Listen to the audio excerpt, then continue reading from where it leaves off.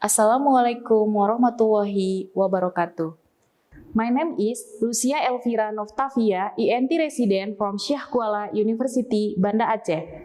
I will begin my presentation about a case report with management of stage 4A sinonasal carcinoma infiltrating skin of cheek. For introduction, sinonasal carcinoma is a malignant tumor found in the nasal cavity and paranasal sinuses.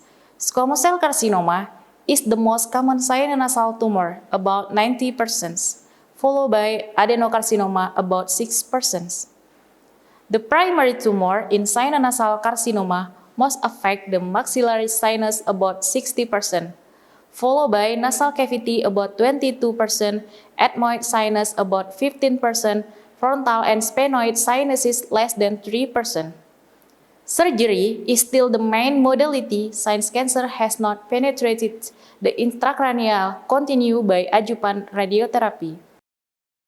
A case report: a 59 years old female came to our outpatient clinic with a chief complaint of a mass in the right nasal cavity since a year ago. Initially, a mass was in the right nasal cavity that it became progressively enlarged and infiltrate the skin of the right cheeks since 6 months ago. A physical exams, we found that there was a mass coming out of the right nasal cavity with dimension 1.3 times 2 times 2 centimeters, dense, irregular, and tends to bleed.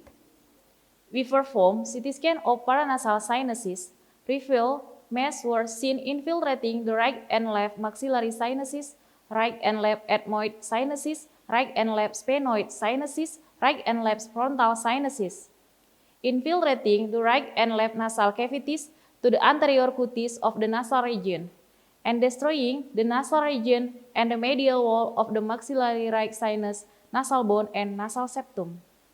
Histopathologic result was non-keratinizing squamous cell carcinoma. This is such a gold standard to diagnose. Complete blood, laboratory, and chest X-ray were within normal limits. Nasoendoscopy did not perform due to extensive mass on both nasal cavity. After anamnesis, physical examination, CT scan of paranasal sinuses, and histopathologic result, the patient was diagnosed with sinonasal carcinoma with T4A N0M0. We performed the partial maxillectomy with the Weber-Ferguson plus Diefenbach incision approach and wide excision. Here's the patient who was under general anesthesia. We doing Weber-Ferguson plus Diefenbach incision marker. Incision 1 cm below the inferior palpebral margin, continues to the philtrum. During surgery, we found that all sinuses involved and almost reached skull base. The rim orbita and lamina papyracea was intact. Nasal septal was destructed. Tumor mass extend to the cheek removal. And this is nasal cavity after mass removal. The next step procedure: paramedian forehead flap and cervicofacial flap. Design flap from the paramedian forehead flap. Elevation and rotational to the closure defect using paramedian forehead flap. Descend cervicofacial flap from the right maxilla to the angulus mandible. Elevation and advancement to the medial. The wound was closed with 2 layers of suture. The patient was planned to undergo adjuvant radiotherapy after wound closure was good. This is a pictures of the patient 4 days and 18 days after surgery follow-up. There is no complication and no sign of complication. Literature search was conducted on 3rd April 2021 with the keyword sinonasal carcinoma and non-keratinizing squamous cell carcinoma. Following inclusion criteria: first, partial maxillectomy and sinonasal carcinoma; second, infiltrating skin of cheek; third, Weber-Ferguson plus Diefenbach incision approach. The exclusion criteria: the literature about other treatment is excluded from the analysis.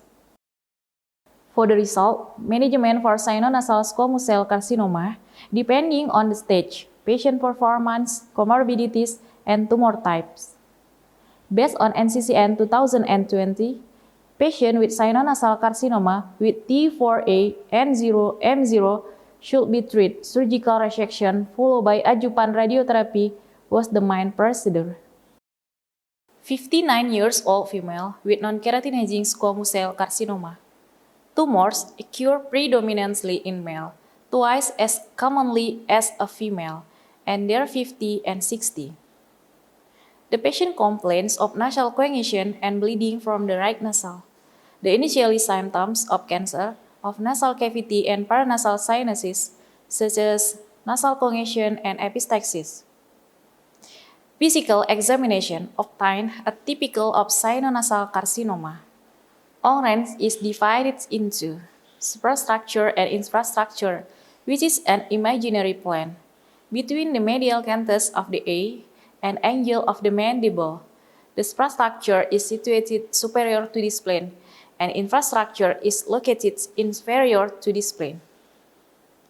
In patients with infrastructure lesion, symptoms are generally seen more quickly after surgery, with excellent result. As a conclusion, management of stage 4A suprastructure sinonasal carcinoma with the extensive defect is challenging due to difficulty of defect closure and ensuring tumor negative margins. Thank you.